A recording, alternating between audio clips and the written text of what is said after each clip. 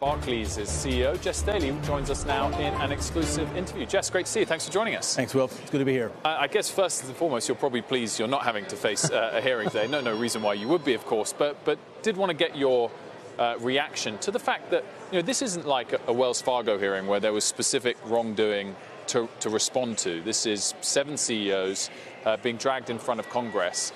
Do you think that's fair? Do you think that political pressure ongoing is legitimate? Banks will always play a very large role in our economy, given how ubiquitous finance is. And obviously, a lot has happened since the financial crisis. The banks have tremendously more capital. They're far more liquid. We've recalibrated risk. So I think having a discussion about the engagement of the banking community with the broader economy 10 years on, I think the engagement with regulators and how there is so much more interaction between banks and those that regulate the banks than there were prior to the financial crisis. I think there are a lot of issues to talk about, and let's see how tomorrow plays out. And how do you frame the sort of general anti-bank sentiment at the moment, both in the UK and here? Has it improved during your time as a banker, and is it worse in the UK than it is here? I think you do have to separate the reputation of banks collectively versus the bank that you or I may bank with. And I think banks have advanced quite a bit the engagement with customers and trying to do the right thing for customers. But there still is an overhang from the financial crisis, and I think there's still more trust that needs to be engendered from the banks by their customers. And I do think the UK was almost more harshly or the encounter with the banking sector there was almost tougher than here in the States. If you go back to the financial crisis, the two largest balance sheets in the world was Royal Bank of Scotland and Barclays. We actually had a bigger balance sheet than JP Morgan, much less capital, but that in turn created quite a challenge and quite a negative influence on the financial crisis in the UK. So tomorrow, of course, we'll drag your old boss, Jamie Dimon, to Washington. I reported last week that he had seriously considered a run for president and ultimately then decided against it. Do you think he should reconsider that decision? Do you think he'll handle the politicians well tomorrow, and do you think he'd do a good job if he was in that? I've said before, I think Jamie of our generation will go down as the most impactful CEO of a major bank. I think he's done a lot for that institution. I think he's a great representative of the financial industry, but I think he's probably good where he is right now. So no role for you as his running mate then at this stage. So let's focus more on the macro now, Jes. I mean, how bad is the situation in Europe? It's affected markets a lot recently, but do you think all the bad news is out? Is it starting to plateau and turn the corner? I think the challenge for Europe, different than the States, is all the economies have slowed somewhat. They may be gaining back a little bit of momentum. We're looking for economic growth in the States of around 2%, across Europe around 1%, maybe a little more positive than that. And then Brexit, let's see how the impact plays out on the UK. But the challenge in Europe is, I think, while the economy is beginning to stabilize, if for whatever reason it does turn over, if there's an issue with respect to trade between the US and Germany, or if the Italian economy continues to weaken, the challenge there is the European Central Bank has not raised interest rates for 10 years. So we still really have essentially zero interest rates across Europe, in many cases negative. The balance sheet of the ECB is still extremely large as they've pumped liquidity into the economy. So if the economy does weaken more than we personally quite expect right now, the ECB has very little firepower with which to try to reignite the economy if in fact it starts to slow. What's your expectation of the chances of that happening? Is it 50-50? I think we'd say it's more likely this year that we maintain positive economic growth globally. China, the United States, and Europe, although modest. Inflation is still very low. Unemployment rates are still very low. So we still see modest growth. And the issue, I think, should be at what point do the central banks need to reload their chambers by beginning what the United States had done by raising rates 9 times?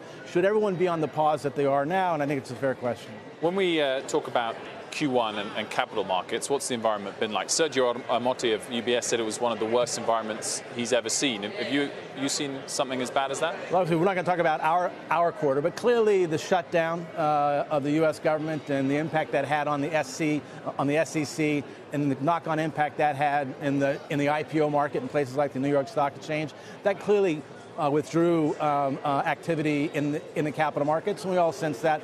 The question is whether, as the marketplaces are now reopened again, will there be a balance in the latter part of the first quarter from what happened in January? And does a quarter like this make you think that your strategy is having a transatlantic US-European investment bank is justified, when clearly the U.S. markets have been stronger over the past quarter than well, even prior to this quarter, in the last 5 quarters, we have gained market share across the industry, including the U.S. banks, and then particularly vis-a-vis the European banks that seem to be retracting. So we think the strategy is on course. We generated a pre-litigation profit ROT of 8.5%. Last year. We've got our target for this year. We think the strategy is beginning to deliver, and we're very comfortable that it's the right one. In terms of the strategy, your head of the investment bank, Tim Throsby, left fairly abruptly. The FT said that you suddenly and unexpectedly ousted him. Is that fair? Is that what happened? I wouldn't describe it that way. We had a reorganization that we've thought about for quite some time. It's putting under a guy named Ashok Vaswani our global consumer franchise combined with our global payments franchise. And we do believe that payments may be the real battlefield of finance for many years to come. And having a singular focus on consumer and payments seemed like a good idea to us. We also wanted to get closer between the executive committee of the bank and the management team on the ground in the investment bank. And so that was the result of this. Does it suggest you're going to put less capital into the investment bank and take less risk there? Mr. Throsby was seen as taking quite a lot of risk, and you have an activist investor, Mr. Brampson, who's wanting you to put less capital in the investment bank. Is it a nod to the activist investor, this move? No, we got to the level of risk-weighted assets and balance sheet that we were quite comfortable with well over a year ago, and we're not going to change those levels either up or down with Tim moving on. So no, we're not taking capital out of the business, but we're not going to add capital right now to the business either. With regards to Mr. Brampson's stake, it's structured as an equity collar. It gives him a bigger stake of your equity than otherwise would be if he just bought the shares outright. And it's been reported that that structure is financed by a loan by Bank of America. What do you think towards A, the structure, and B, the fact that one of your rivals is helping him give you a headache? First, to the structure, he's trying to get on our board. It's going to be interesting to me to watch the governance of long-term shareholders as they consider someone trying to become a board of director of Barclays who's short 500 million shares effectively. There's no management at Barclays that's allowed to short Barclays stock, let alone a management that would sit on a board.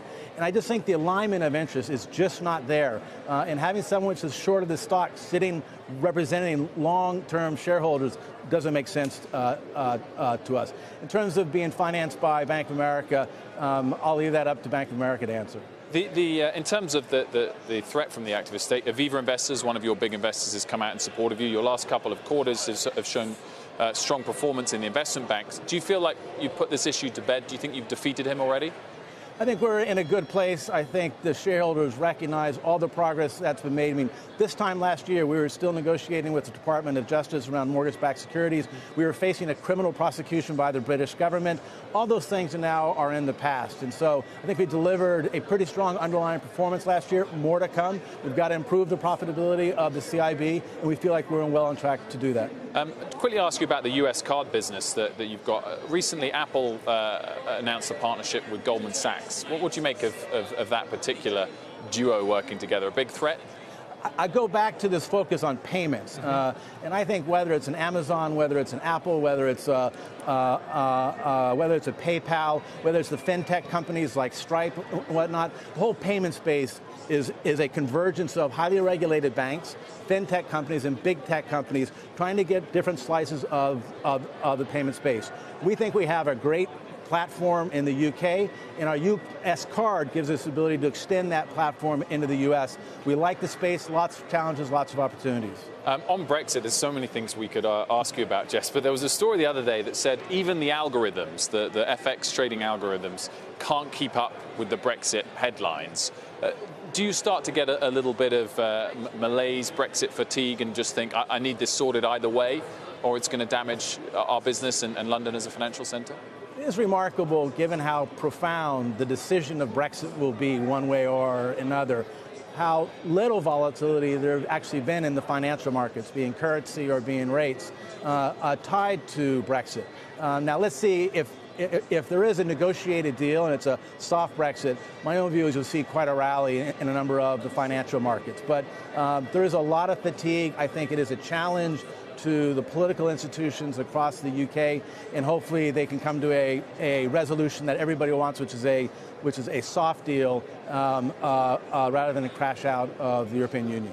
Jes, I just want to come back to the political issue, which comes up a lot at the moment in the US, as you well know, in the current political environment, and with the bank CEOs heading to Capitol Hill tomorrow.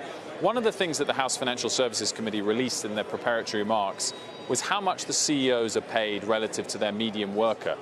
For David Solomon was 150. He was the bottom. For Mike Corbat, it was close to 500.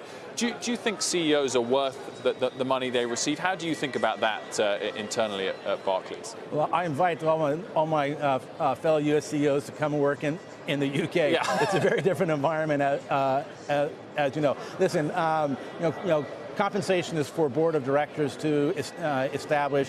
I think there needs to be some consistency across an industry, but I'm not going to comment on absolute numbers of any CEO.